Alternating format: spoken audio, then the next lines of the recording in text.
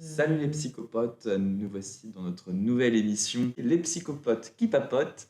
Dans cette émission, on traitera de divers sujets en essayant de garder un regard de psychologie sociale notamment et aussi de psychologie environnementale.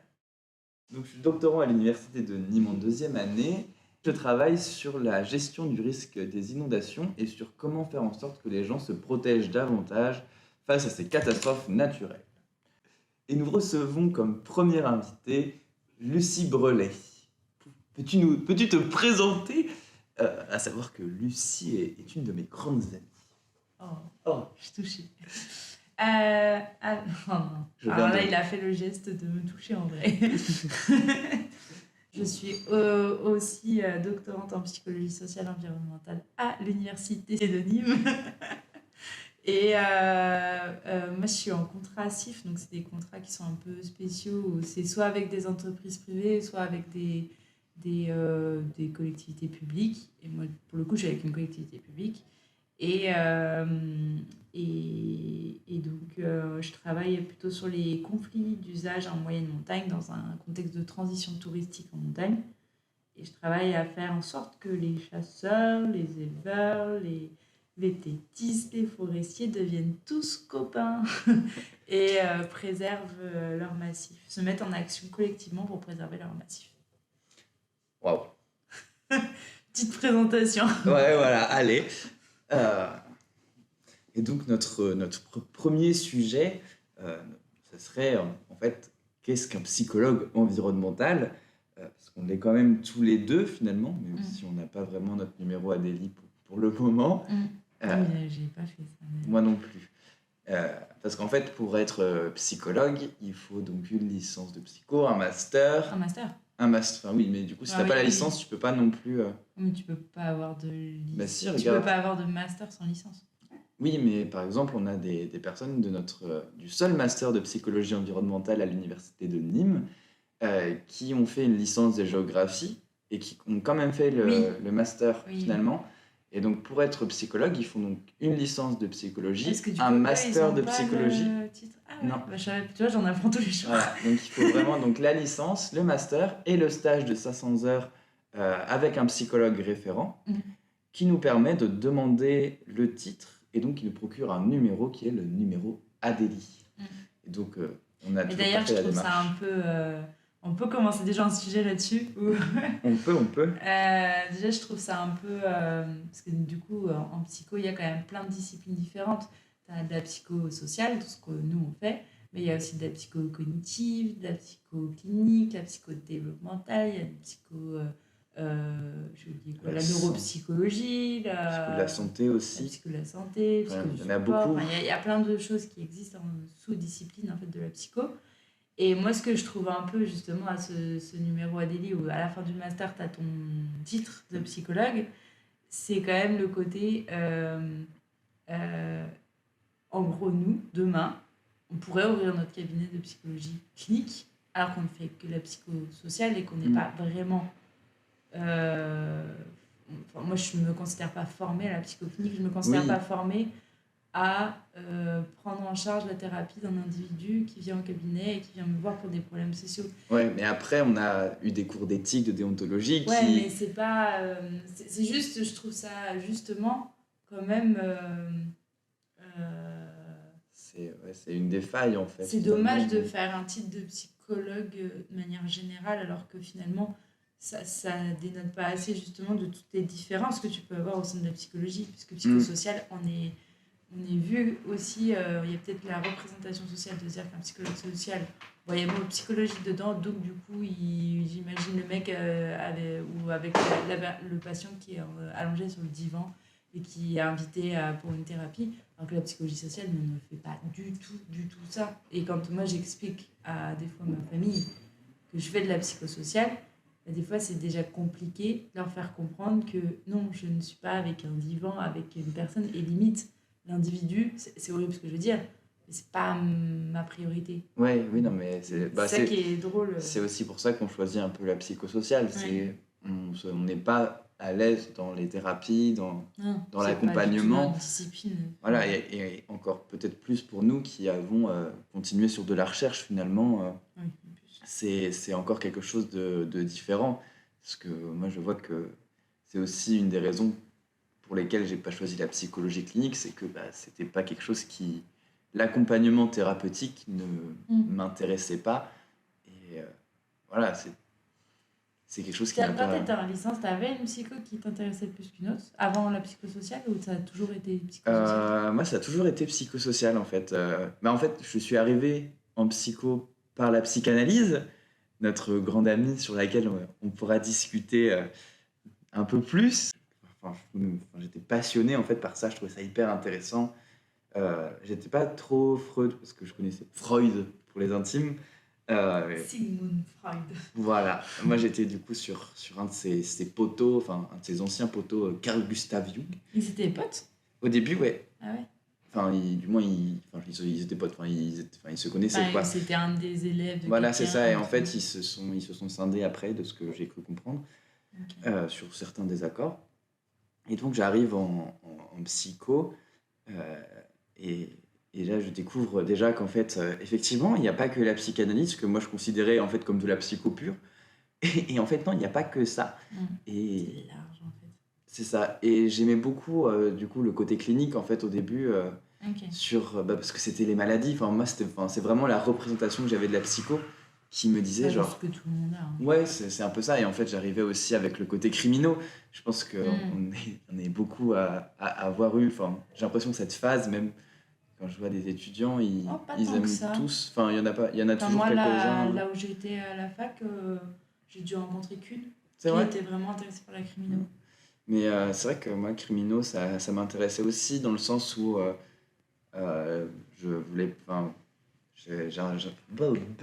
j'étais aussi intéressé par une carrière d'avocat et je me disais. Ah Déjà, j'aimais pas le droit, donc ça a vite coupé court. ouais. Et je me disais, en fait, quitte à pas défendre des criminels, autant essayer de comprendre qu'est-ce qui les a poussés à l'action, ce genre de truc. Et donc, j'ai avancé sur mon petit bout de chemin de ma première année. Et en fait, dès le premier cours de social, je suis tombé amoureux, pas de la prof, même si je l'aime beaucoup. C'est ça, ouais. Euh, et vraiment, la discipline m'a... En fait, j'ai trouvé ça hyper Moi, intéressant. en licence, la psychosociale, je pense que c'était la partie de la psycho qui me faisait le plus rire parce qu'on avait une prof qui était très second degré et tout, donc c'était hyper drôle. Mais Ouais. du coup, c'était pas forcément ça qui m'intéressait. Ouais, du coup, je suis tombé amoureux direct de la psychosociale et je l'ai suivi jusqu'au bout, jusqu'à ce que j'apprenne en fait la psycho-environnementale en deuxième année. Ah ouais, en L2. En fait, j'ai découvert ce que c'était parce qu'on a un prof, enfin j'ai eu un prof qui était psychologue, enfin qui faisait des recherches en psycho-environnementale. Et en troisième année, il y avait une option de psychologie environnementale. Et donc j'ai découvert Ils ont directement. pas de master de psycho environnementale là-bas du coup. Non, ils en ont pas. Pourquoi? Parce que le prof est tout seul. Ah, mince. Et je pense qu'il a peut-être pas non Et plus. il a fait son master à Paris ou... Il a fait le master de Paris, ouais. Ok. Et en fait, je pense qu'il a pas forcément l'envie non plus. Après, Donc il a connu Karim Weiss. je crois qu'ils se connaissent pas. Ah ouais? Non. Ok. Mais effectivement, donc c'est là que j'ai découvert la Il faut psycho-environnementale. savoir quand même que le réseau psychologue environnementaliste est très petit, mais très soudé, mais très petit. Voilà, on se connaît tous. Enfin, nous, on vient d'arriver dans le réseau, donc on arrive petit à petit, mais Ouais. plus on y reste et plus on connaît, parce que ça se compte, les universités où il y en a se comptent sur le doigt d'une main, quoi. Déjà, il n'y a qu'un master de psycho environnemental, il est à Nîmes. Quoi. Ouais. Donc, Donc ouais, moi, c'est ça qui m'a amené vers la psycho, la psychanalyse, puis direct psychosocial. J'aimais beaucoup la cognitive et la clinique. Et par contre, le développement, malheureusement, j'ai jamais adhéré. Ah ouais? J'arrivais pas. Comme pas les enfants. Ouh. Mais non, en fait, je trouvais ça intéressant, mais j'arrivais pas. Les concepts, les noms d'auteurs, j'arrivais pas à associer qui faisait quoi, comment ça se passait. Et je sais pas. Théorie de l'esprit, je sais Ouais, qu'il y avait ça. la théorie de l'esprit du premier, de second degré. Ouais. Et en fait, j'arrivais pas à... Voilà, j'adhérais pas simplement à ça, mais après, chacun ses goûts, quoi. Et vraiment, moi, psychosocial, après, je dirais que j'étais plus sur...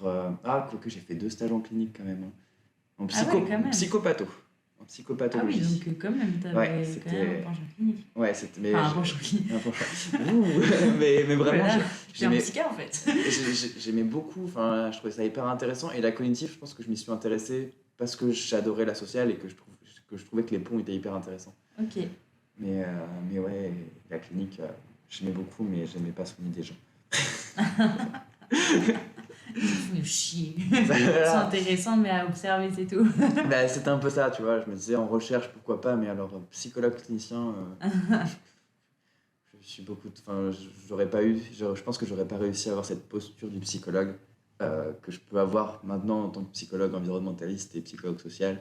Mais alors, en Ouais. clinique, je pense que j'aurais eu beaucoup plus de mal. Et puis la sélection aurait été beaucoup plus dure. Et toi, Lucie, qu'est-ce qui t'a amené du coup vers la Bah, psycho? moi, c'est drôle parce que l'aspect maladie, ça m'a jamais attiré. Moi, ce qui m'a toujours attiré, c'est l'étude de l'homme qui va bien. Mais comment il fonctionne en fait. Et du coup, moi, je dois avouer que c'était aussi après mon voyage en Asie, où du coup, j'avais expérimenté la méditation, comme bon cliché qui se respecte. Et du coup, je sais pas, j'avais ressenti des choses par la méditation où ça m'intéressait de comprendre ce qui s'était passé en moi, en fait. Mm. Et c'est pour ça que je me suis intéressée à la psycho, parce que ça permettait de mettre des mots un petit peu sur des fonctionnements du cerveau, des fonctionnements de biais qu'on peut avoir. Parce que des fois, je me disais, sur des expériences de méditation, je pouvais peut-être avoir euh, interprété mon expérience de méditation un peu trop et la rendre trop spirituelle. Mais est-ce que c'est pas moi qui la rends spirituelle? Enfin, et Mm. du coup, il y avait toutes ces choses-là, moi, qui m'intéressaient. Et c'est pour ça que j'ai repris mes études en psycho. Et du coup, à la base, je ne savais même pas qu'il y avait toutes ces disciplines dans la psycho. Mais alors, c'est vrai que la psychanalyse et la psychoclinique ne m'ont jamais, mais alors jamais intéressée par contre. Donc, je suis vraiment pas rentrée dans la psycho pour ça. Et moi, ce qui m'intéressait vraiment à la base, je pense, c'est l'étude vraiment du cerveau. Donc, j'étais quand même plutôt orientée psychocognitive à fond, Mm. Et dès le neuro. début. Dès le début. Bah, neuropsycho, là où j'étais, on ne l'enseignait pas trop. Mm. Par contre, la psychocognitive, il y avait des bons masters en plus de proposer. Moi, c'était à Montpellier. Mm. Il y a des bons masters de psychocognitive de proposer. Et les profs de psychocognitive étaient géniaux en plus en licence. Enfin, je les adorais. J'ai même fait un stage du coup dans un labo de recherche de psycho. Et, et ouais, je pense que toute ma licence, j'ai vraiment adoré la psychocognitive. Et en L3, je suis partie en Norvège en Erasmus. Et c'était une prof d'ailleurs de psychocognitive qui m'avait poussée à y aller. Mais moi, tu vois, elle me fascinait. Déjà, son cours, elle commençait en me disant enfin, vous vous rendez compte, les outils cognitifs que l'humain il a, par exemple, la vue, on ne voit, on ne perçoit que ce qui va de 400 quelque chose nanomètres à 700 quelque chose nanomètres. Le reste, on ne le voit pas, mais ça existe, Mm. mais on ne le voit pas. Et nous, on vient interpréter que ce qu'on voit. Et moi, déjà, juste commencer ce cours comme ça, moi, ça me fascinait. J'étais là en mode, ouais, en fait, on s'est créé une réalité par rapport à ce qu'on voit, mais en fait, il y a tellement de choses qui existent, mais qu'on ne voit pas. Et que Ça se trouve, on se et cogne d'autres tous les formes de jours dans des réalité, trucs et on sent enfin, rien. ouais. Et ça me fascinait. Et et encore aujourd'hui, ça me fascine. Et du coup, après, je suis partie en Norvège. Alors, en Norvège, Erasmus, en fait, moi, j'avais pas de. En licence 3, vous aviez un TER. Ouais, C'est quoi d'ailleurs? c'est du coup petit big up à l'université de Reims où effectivement on avait en fait, en fait c'est comme un mini mémoire Ok. où du coup soit tu allais voir un prof, soit tu prenais un sujet. Donc je sais même pas s'il y avait une liste, sûrement. Et donc tu faisais un petit projet de recherche comme on a pu faire en master, Ok. mais en plus court. C'était une quinzaine de pages. Ouais, bah, du coup, moi, j'ai pas eu à faire ça. Mais du coup, en Erasmus, il fallait fallait que moi-même je fasse mon planning, enfin mes crédits. Donc, je choisis parmi plein de matières ce que je veux étudier. C'est trop bien. Du coup, c'est bien parce que tu as plus de liberté. Mais du coup, à la fin, donc, tu dois faire des équivalents des cursus que tu aurais eu en France. Mm. Mais tu n'as pas le TER. Et par contre, tu as tu as des matières bonus, entre guillemets. Des matières qui, du coup, que tu vas rajouter, que tu n'aurais pas eu en France, mais que là, tu vas rajouter. Donc, j'ai rajouté la psycho environnementale. Et c'est là où j'ai découvert la psycho environnementale. Moi, je l'ai découvert en Norvège. Et tout mon cursus en Norvège, mais j'ai été mis à fond psychocognitif, je voulais le master de psychocognitif, enfin, c'était dans ma tête, c'est bon, c'était acté. Et j'avais adoré, en plus en Norvège, ils ont quand même la thune. Et du coup, on avait quand même accès aux électroencéphalogrammes, aux IRM, enfin genre des trucs que jamais en France t'aurais accès, tu vois. Et du coup, on était quand même, enfin c'était hyper intéressant. Mais c'est au deuxième semestre que j'avais ma matière bonus de psycho-environnementale, où là j'ai découvert. Et là, j'ai viré de bord. Je suis ah ouais, mais en fait, on peut s'attaquer à des sujets de l'environnement par la psycho, mais c'est génial. Et du coup, bah, là, j'ai complètement viré. Et après ça, sur les demandes de master, bah, je suis quand même restée fidèle à la psychocognitive. Donc, j'ai quand même fait une demande. J'ai fait que 2 demandes de master. T'en as fait combien, toi? J'ai fait 5. 5. J'ai fait Reims, où j'ai été sur liste d'attente. Enfin, il y avait l'entretien, liste d'attente, mais j'étais 6e. Donc ça a été vite. Bordeaux, je me souviendrai parce que leur site, nous, c'était pas e-candidat et chaque université avait un petit peu pouvait avoir son truc, mais il y avait une généralité. Et il y avait certains endroits, par exemple Nîmes, ils avaient leur plateforme qui s'appelait Aria. Et donc j'ai postulé à Nîmes. Aria, ça me dit rien. Et Bordeaux, ça m'a marqué, bon, déjà parce qu'ils m'ont refusé tout de suite, et parce que leur plateforme, elle s'appelait Apoflux. Apoflux, et c'est vraiment Apoflux, ça m'a trop fait kiffer. Donc ces 3-là, donc, j'ai fait donc, Reims en PSTO, donc psychosocial du travail des organisations, sur les risques psychosociaux. Donc Nîmes en psychologie sociale et environnementale. Bordeaux, c'était ingénierie de recherche en psychosocial, je crois, appliquée, et il y avait de l'environnement. J'avais fait le master d'ergonomie à Poitiers, où j'ai été reçu en entretien, mais l'entretien a duré 10 minutes. Il y avait un entretien carrément. Un entretien, et dans la foulée, donc, j'avais fait l'entretien à Angers, j'avais à 1 jour d'intervalle, et donc j'avais pris ma voiture, j'étais parti de Champagne-Ardenne de Troyes, j'avais roulé pendant 7 heures jusqu'à Poitiers, ensuite j'avais roulé pendant 1 heure jusqu'entre Poitiers et Angers. J'avais dormi à Angers, ou dormi à Poitiers, je sais plus. T'étais pas hyper loin de Nantes, en fait. Et ouais, ça finalement. Et à Angers, donc j'avais été pris, j'avais l'entretien, ça s'était hyper bien passé. 40 minutes d'entretien, j'avais quasiment mon stage, mon sujet de recherche. T'avais tout. Enfin, voilà, quand je suis arrivé, j'ai dit bonjour, je fais de la psycho environnementale. Il y avait 5 personnes dans le jury, les 5 elles ont tourné de la tête en mode c'est pour toi. Et voilà, il y avait déjà quelqu'un qui était là, qui était spécialisé. Trop bien. Et j'ai choisi Nîmes alors qu'il restait 2 jours pour s'inscrire. Et alors qu'à Angers, j'avais déjà ma carte étudiante, j'avais déjà tout. Je pense. Et du coup, j'avais demandé un stage en Master 2 et ils m'ont dit non. J'avais demandé à Angers. Du coup, lui, il nous a fait fou bon. c'est ça. Et du coup, c'était le Master à Angers de psychologie. Du coup, c'était un PSTO aussi, mais c'était sur les risques routiers. Ok. D'accord. Donc voilà, c'était les 5 masters où j'ai été, et après je suis rentré à 3 en 7 heures de voiture. Tu as voyagé du coup pour faire les demandes de master. C'était très formateur, c'était très très formateur en tout cas. mais voilà. Et toi, du coup, tu as fait. Moi, j'ai fait que 2 demandes de master, mais moi, ça a toujours été comme ça dans ma vie. J'ai ciblé des trucs en particulier. Si je l'ai pas, je fais autre chose. Si je les ai, tant mieux. Et du coup, j'avais vraiment ciblé que 2 masters. Je voulais que ces là. Au final, j'étais prise aux 2. Et c'était master c'était vraiment cognitif, je sais même plus l'intitulé exact, mais à Montpellier. C'était avec Lionel Brunel en plus, que moi j'adorais, enfin c'était un prof que j'avais eu en licence. Et vraiment la personne qui m'a aidée à partir en Erasmus, c'est elle qui, en gros, a dit on le prend après, c'est sûr. Et du coup, j'ai fait faux bon, et je m'en veux un peu parce que je les aimais vraiment bien. J'aimais bien l'équipe en plus de recherche là-bas, elle était vraiment cool. Et du coup, vu que j'avais découvert la psycho-environnementale en Norvège, je me suis intéressée, est-ce qu'on a de la psycho-environnementale en France? Là, j'ai vu, il y a Nîmes, bon vas-y, j'essaye. Mais en fait, j'étais je kiffais, mais j'étais pas non plus...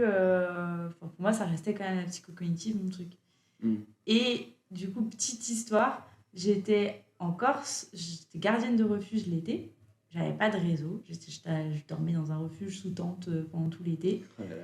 Ça a été une galère parce que du coup, j'ai envoyé toutes les demandes de master. Mais après, une fois que tu es reçu ou que tu es sur liste, du coup, tu dois renvoyer d'autres papiers. Mais moi, j'étais sans wifi, rien. Ah là Il fallait là. que je descende de la montagne pour aller envoyer tous mes trucs. C'était le bordel.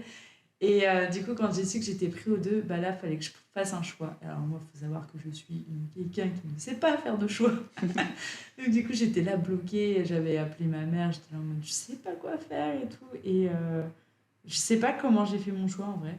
Mais Ouais. du coup, bah, je suis arrivée au final à Nîmes et j'ai fait ce choix de la psycho-environnementale et je regrette pas du tout. Ouais, bah oui. Mais c'est vrai que c'est drôle que tout mon cursus, je l'ai quand même orienté psycho-cognitive et j'ai vraiment bifurqué au dernier moment psycho-environnemental. Et le Ouais. social, en fait, en plus. Oui. Enfin, avant de la psycho-environnementale, c'est de la psychosociale qui avait rien à voir. Tu changes de domaine, en fait. Qui a rien à voir. La manière dont m'a été enseignée la psychosociale en licence n'avait rien à voir vraiment à la psycho-cognitive qu'on m'a enseignée. Aujourd'hui, je vois beaucoup plus de ponts, mais au moment où il fallait que je fasse le choix, il n'y avait pas de pont dans ma tête. En même temps, quand on est en licence, là, on ne parle pas forcément en ayant connaissance de ce que Oui. les enseignants veulent mettre dans leur formation. Et Mais du coup, d'ailleurs, pour définir, parce qu'on en parle, la psycho comme ça, psychocognitive, psychosociale, enfin, du coup, ce que ça vient. ouais. On peut faire une par une. Ouais, bah ouais. Parce que c'est ce que j'ai fait à la journée porte ouverte à oui. Nîmes et que j'ai fait à Troyes dans mon lycée. L'idée, c'est que donc, on a 4 grandes familles de psycho avec chacune des sous-disciplines. Ouais.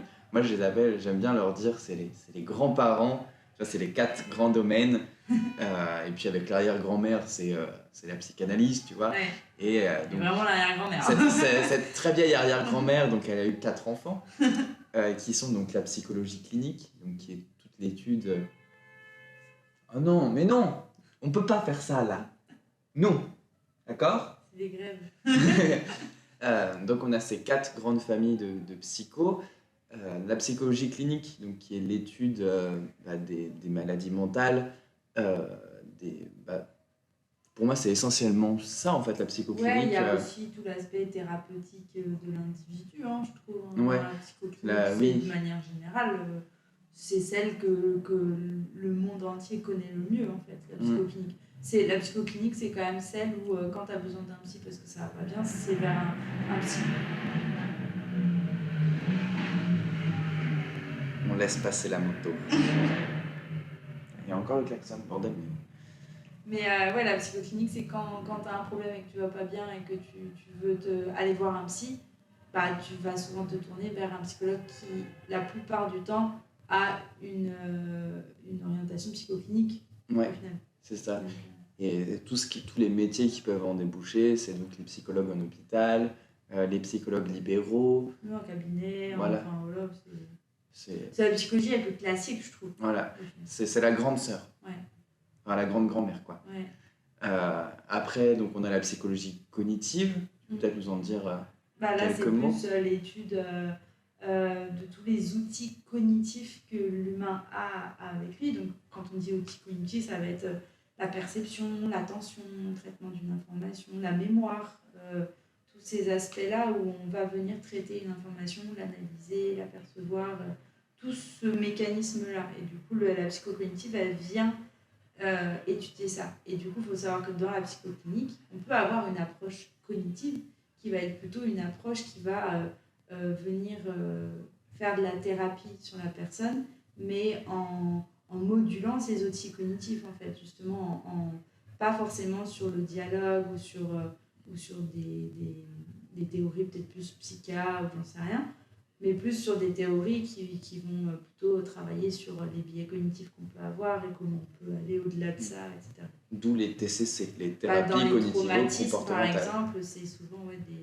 pour les thérapies des traumatismes, enfin face au traumatisme, souvent c'est des thérapies cognitives parce que du coup, on fait par exemple, on travaille beaucoup avec ta mémoire de ce traumatisme et comment on peut moduler ta mémoire en fait de ça. Et du coup, ça c'est plutôt des approches cognitives.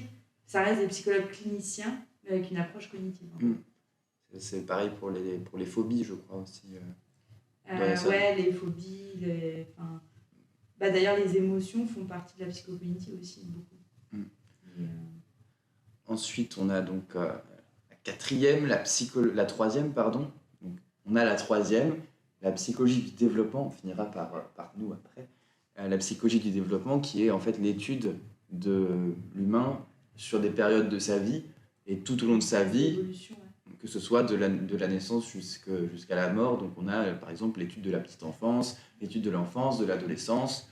On a aussi l'âge adulte et le vieillissement de la qui personne. était hyper intéressant. J'avais eu un cours en Norvège aussi sur ça où du coup ils faisaient le parallèle entre la vieillesse et l'étape de fin de vie avec l'étape de l'adolescence. Et en fait, tu es dans une même crise d'acceptation d'une forme d'identité. Et c'était hyper intéressant du coup les parallèles qui avaient été faits. Mais moi je l'avais adoré, moi, cette psycho-là. Ouais. Mais parce que il y a eu un moment aussi, j'ai eu une phase où je voulais refaire le monde. Enfin, je voulais refaire le système éducatif. Et du coup, la psychodéveloppementale, elle était intéressante pour comprendre aussi comment on se construit à travers notre évolution. Et du coup, c'était intéressant. Comment on adapte aussi le système scolaire à les phases d'évolution des individus. Ouais, et c'est vrai que c'est assez intéressant. Mais c'est vrai que, du coup, personnellement, moi, j'ai eu le cours d'introduction en première année. En deuxième année, on a fait l'enfance. En troisième année, on devait faire l'adolescence. Et en fait, on a refait l'enfance. Moi, j'ai fait la vieillesse, à mon avis, parce que j'étais en Norvège. Nous, on avait une option, vieillissement. Ah ouais, ok. Mais du coup, j'ai préféré prendre une option de le psychosocial. Il était hyper touchant, en fait, ce cours. Du coup, je pense à ma grand-mère tout le temps. Et comment, en fait, il racontait sur la manière dont tu vis ton adolescence et dont tu as passé des caps et que tu es allé au-delà de certains caps de l'adolescence, des caps bien identifiés, bien précis, et ça peut prédire la manière dont tu vas vivre ta fin de vie. Et si tu vas accepter la mort, ou que tu vas accepter, du coup, pas mal de choses. Et c'était hyper intéressant tous ces parallèles-là, où finalement tu te replonges toi dans ton adolescence. Est-ce que j'ai bien tout fait? Parce que sinon je vais en baver. Et du coup, moi je sais qu'en Norvège, au moment où j'avais eu ça, ma grand-mère était en fin de vie et elle était très en colère et elle avait une peur monstre de la mort, alors que la mort arrivait très clairement. Et en fait, j'étais en train de me dire, mais ça se trouve, elle n'a juste pas réglé un truc de son adolescence. Et là là. J'étais partie hyper loin et tout, mais c'était hyper intéressant. Donc bref. Mais du coup, là on a fait quoi, la psycho? Il ne reste plus que nous. La psychologie sociale, la quatrième. Et je sais pas si on peut dire que c'est la plus récente des quatre. Je sais pas, en vrai, là, au niveau historique, je dirais de la parce que bêtise. Psychosocial, c'est... Même tout ce que je raconte là sur la psychoclinique et tout, moi, c'est mon point de vue de licence. Je pense que tu invites un psychologue clinicien, il sera beaucoup plus précis. Et c'est vrai que psychosocial, c'est début des années 1900, fin des années 1800 et des poussières, si je dis pas de bêtises. C'est un peu né de... C'est avec la guerre aussi que ça s'est beaucoup développé. En fait, j'ai l'impression que ça s'est beaucoup né avec Milgram, avec tout ça. Milgram, c'est plus proche de nous quand même. Moi, les premières expériences de psycho que j'ai, de psychosocial, c'était pour les... Milgram, les premières expériences, c'était lié à Hitler et tout. Ah ouais, c'était si sujet que ça. C'était pour comprendre comment ça se fait que les Allemands ne se sont pas rebellés pendant la guerre. Effectivement. Et du coup, il me semble que c'est quand même partie de ça, en fait, la psychosocial. Moi, j'ai triplette en tête de mes cours de L2. J'ai appris toutes les dates, mais je sais que c'était très très vieux, triplette. C'est l'une des premières expériences psychosociales. Il y a sûrement des questionnements au niveau social qui sont apparus avant. J'ai l'impression que l'essor vraiment, là où ça fait un boom, c'est du coup d'essayer, au final c'est un fait social qui s'est passé avec le génocide des Juifs, et du coup c'était vraiment les questionnements, mais comment ça se fait que tout un peuple a laissé faire ça, quoi. Et comment ça se fait, et c'est là où on a commencé vraiment à se questionner, et où il y a eu des expériences qui étaient éthiquement pas folles, mais qui ont permis au moins, qui ont eu ce bénéfice-là, de montrer que en fait n'importe qui aurait pu réagir comme un Allemand. C'est ça qui est intéressant, je trouve. Ouais. Et donc, en psychosocial, on s'intéresse à l'individu dans son groupe, et en psycho-environnemental, on élargit avec l'environnement. et on va peut-être se centrer pour l'instant sur la psychosociale. Qu'est-ce qu'on étudie en fait en psychosocial? Pour moi, si je dois faire une définition, on étudie l'individu en fonction de ses interactions sociales avec autrui. Et quand on dit autrui en psychosocial, c'est pas forcément avec une autre personne en particulier, mais ça peut être avec autrui, ça peut être avec ses interactions avec un groupe de personnes, avec un contexte social, avec... Enfin voilà, c'est d'étudier du coup les comportements, les valeurs, le système de croyances, d'étudier même les émotions ou n'importe quelle chose que l'individu va faire émerger en fonction de ce contexte social, de cette autrui. Pour moi, c'est comme ça que je le vois. Ouais, c'est pas mal, ouais. Surtout, en fait, ça englobe tout. Parce que comme thématique, qu'est-ce qu'on peut avoir? On peut avoir l'identité, les relations intergroupes que toi tu gères moi, dans je ta suis très thèse. sur les processus identitaires. Ouais. Donc l'identité sociale, comment on fait émerger des stéréotypes, la discrimination, donc comment on fait émerger finalement des comportements négatifs à l'encontre de membres de personnes, enfin à l'encontre d'individus qui ne font pas membre de mon groupe en fait, qui ne font pas partie de mon groupe. Voilà, toutes ces choses-là. Il y a quoi d'autre dans la psychosociale au final? Il y a le soi aussi, qui fait partie de l'identité. Moi, je travaille beaucoup aussi sur tout ce qui est manipulation, émotion, perception, jugement, enfin perception. Même, tu vois, genre tous les aspects de... je ne sais pas trouver le mot. De trucs cognitifs. De dissonance cognitive, engagement. Comment on attribue comment on vient justifier nos propres comportements aussi. Enfin, il y a toutes ces choses-là qui sont au cœur de qui sont dans la psychologie sociale, qui en font partie. Même les normes aussi. Les normes sociales. J'adore en plus, ça c'est trop bien. Moi j'essaye de me replonger là dans mes cours de licence que j'avais eu. Et au final, on nous avait fait les expériences de H. Ah oui, le conformisme. Comment on se conforme à la norme. Conformisme, influence minoritaire. Ouais, tout ça. S'il faut, j'ai un bouquin de psychosocial. Au final, je trouve les pionniers quand même de toutes ces théories-là. Il y a eu H, il y a eu Tachfeld. Festinger. Quoi que Festinger c'est la dissonance cognitive. Ah ouais, ça disait, ok, ouais. Festinger, Milgram, mais plus pour le côté... il est en expérimental aussi. Ouais, mais Milgram, en fait, moi, je le vois plus comme... Finalement, Milgram, quand tu racontes l'expérience de Milgram, il y en a quand même beaucoup dans le tout public qui connaît Milgram, en fait. Et Milgram et Shérif, je trouve que c'est les... Shérif, c'est quoi? Shérif et Shérif, c'est avec les enfants dans la colo? Shérif, pour moi, c'est les... Oui, c'est ça. Ouais, c'est 46. Il y a Shérif, et attends, c'est qui déjà l'expérience avec dans les prisonniers aussi Zimbardo. Voilà, et ces trois-là, je trouve que c'est... Le Lucifer Effect. En fait, ces trois-là, pour moi, je les vois un peu comme... Les papis.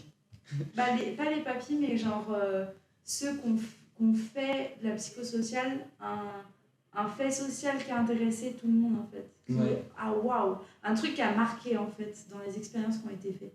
Ouais. Et après, le reste, c'est plus des théories, des concepts vraiment qui ont été construits et bien définis, etc. Mais en fait, Milgram, tout ça, je trouve que c'est le côté expérimental, un peu, c'est pas du tout ça que je cherchais comme mot, mais un peu chaud, un show de la psychosociale pour montrer justement. Et je trouve que c'est les parties d'expérience qui sont les plus faciles à vulgariser et à intéresser les gens. Ouais, parce que ça... en plus, elles sont plus, comme tu dis, c'est un peu un show en fait. Milgram, quand même, pour ceux qui ne connaissent pas, c'est quand même on vient faire croire que tu es en train d'électrocuter et de donner la mort à quelqu'un en fait. Ouais. Quand même. C'est ça. Il y a ça derrière quoi. C'est ça, l'étude de Milgram, c'est faire venir un participant, lui dire que c'est une étude sur la mémoire, si je ne me trompe pas, où la personne va enseigner à un cobaye humain évidemment, les mots et la personne doit les retenir. Et si elle se trompe, elle se prend un choc, un choc électrique. Et en fait, le choc augmente en intensité. Et l'idée, c'est de voir qu'il y a un chercheur qui observe la scène, qui est dans la salle. Je crois qu'il est dans la salle.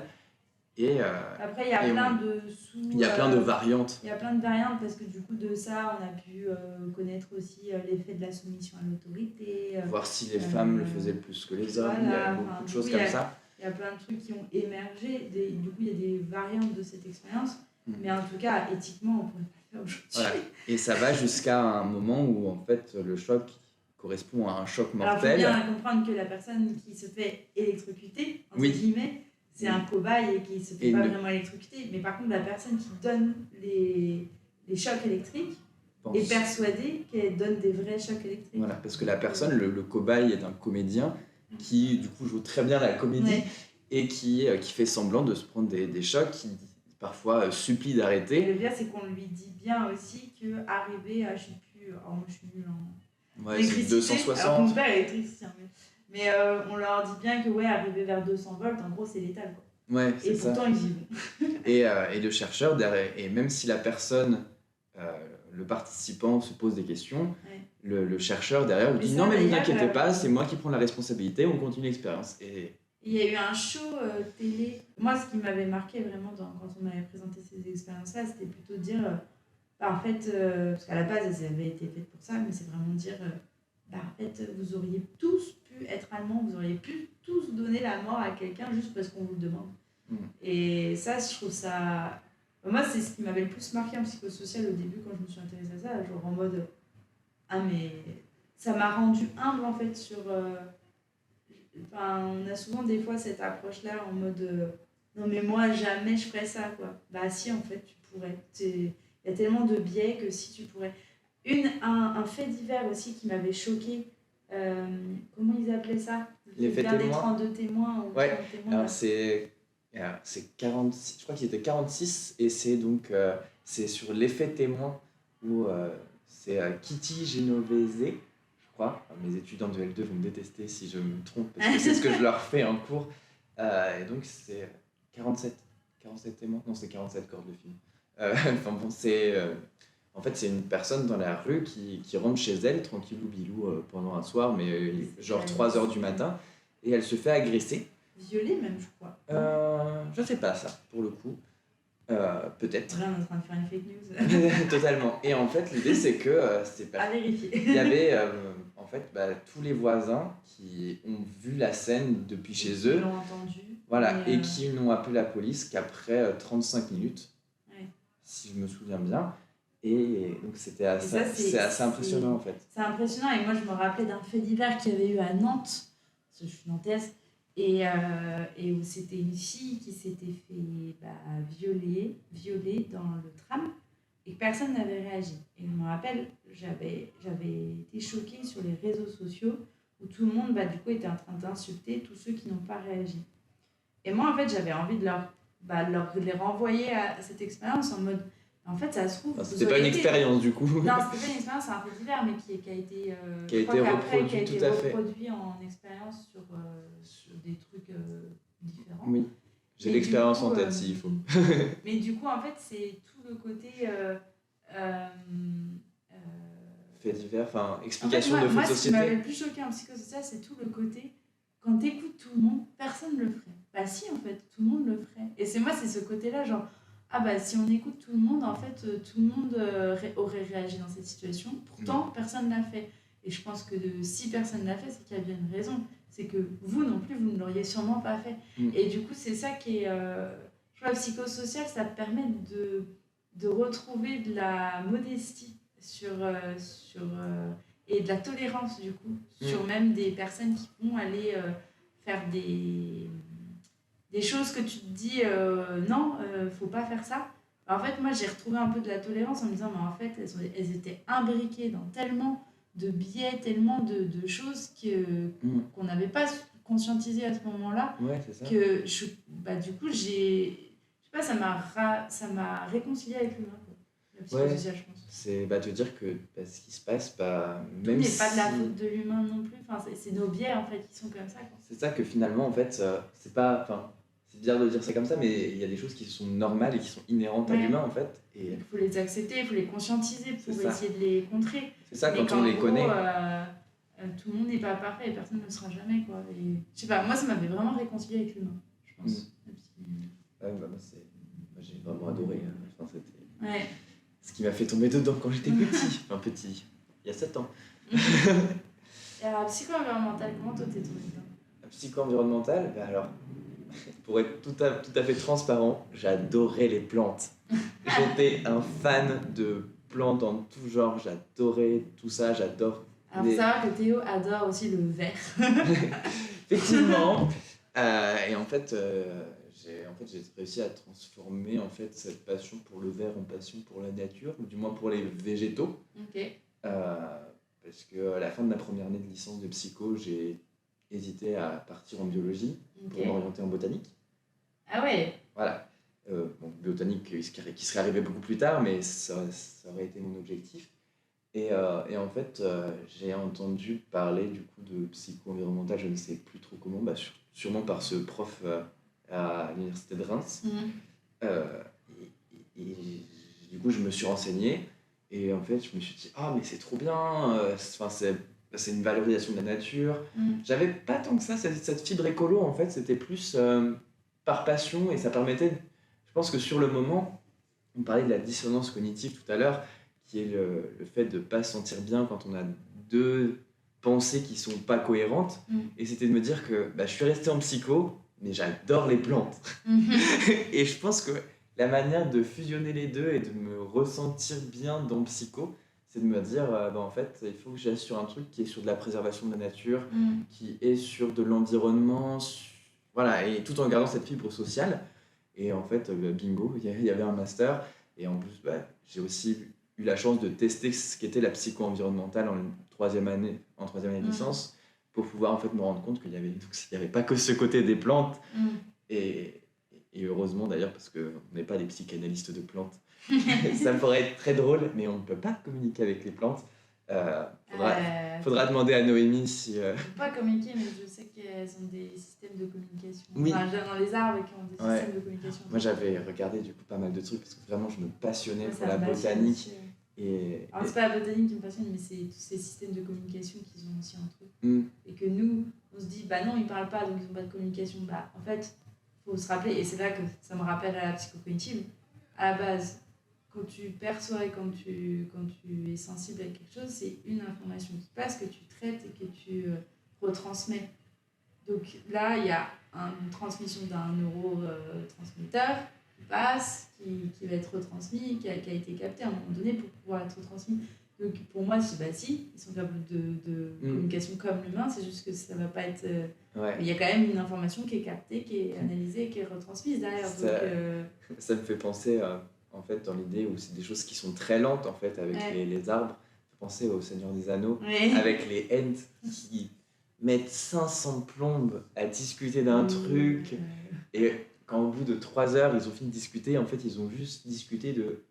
est-ce qu'ils sont gentils ou pas, ces petits bonhommes qui viennent nous voir? Tu te dis, mais... Et en fait, tu te rends compte que, effectivement, ça... Il y a juste d'autres formes de communication, mais elles sont là quand même. C'est ça, comme quoi Tolkien avait tout prévu.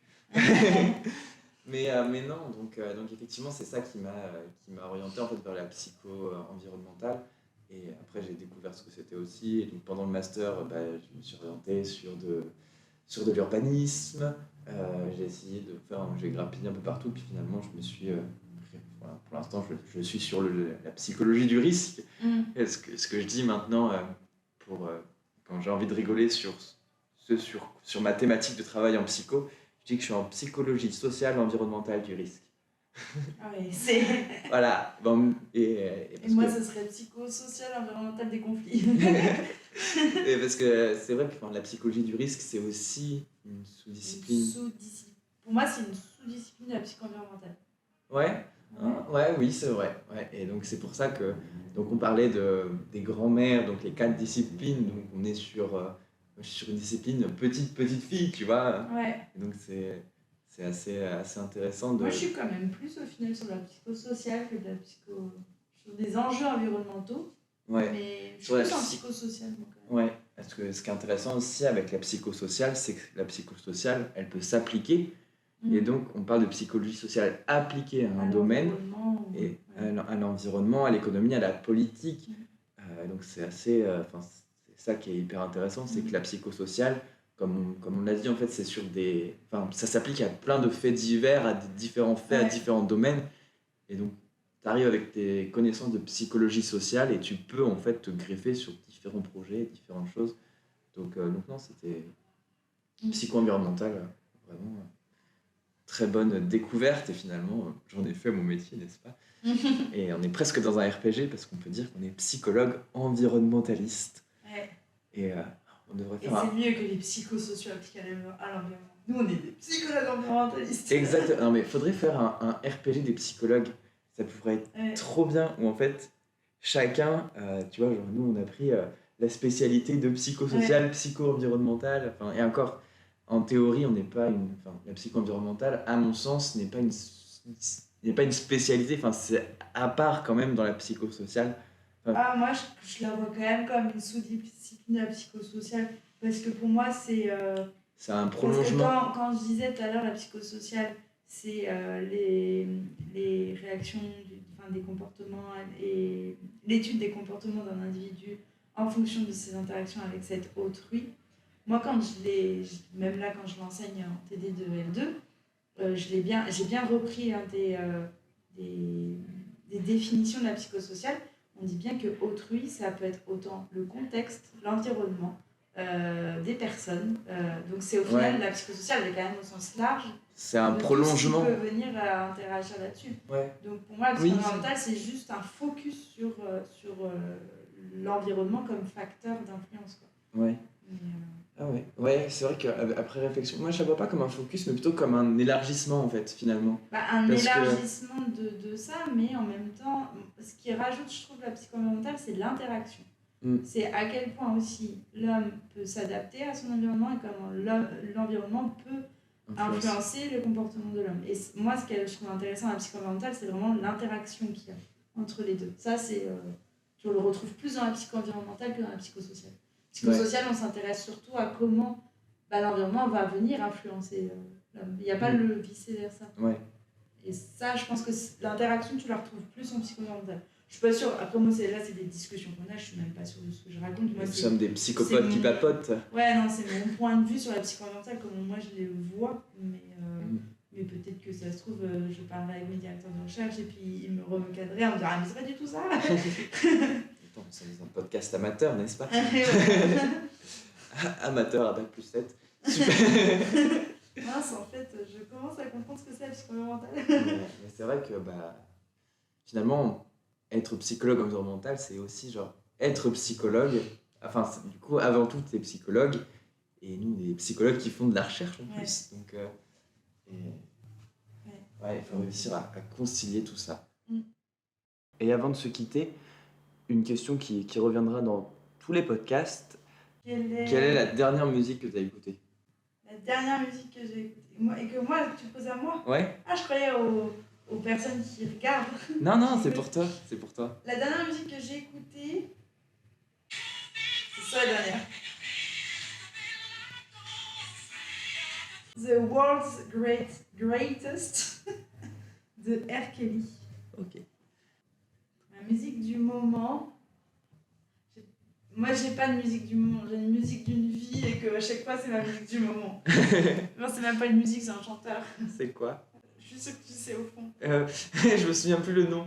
J'allais dire Gainsbourg, mais c'est pas celui-là. Non. Ça commence par un G. De quoi? Ça commence par un G. Non, j'allais dire Grégory Marchal, mais...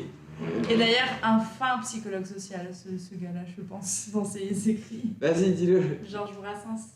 Ah, mais oui. Et quand tu regardes La mauvaise réputation, ou que tu regardes Garogori, ou des choses comme ça, au final, je trouve qu'il décrivait avec humour quand même des faits sociaux. Et c'est drôle que, du coup, c'est le chanteur qui me... J'adore ses textes, il n'existe plus maintenant. Donc, je pense que c'était... Je pense que je serais née à la même époque, on serait ensemble aujourd'hui. Mais ouais, non, ces textes, je trouve qu'il a un regard décalé et au final, à la fois plein de bienveillance, à la fois plein de sarcasme, mais du sarcasme gentil quand même, mais juste pour montrer aux hommes, regardez comme vous êtes cons des fois quand même. Et genre juste, ayez ce regard de second degré sur votre propre personne. Et ça, j'aime bien. J'aime bien vraiment le regard de Georges Brassens sur la société.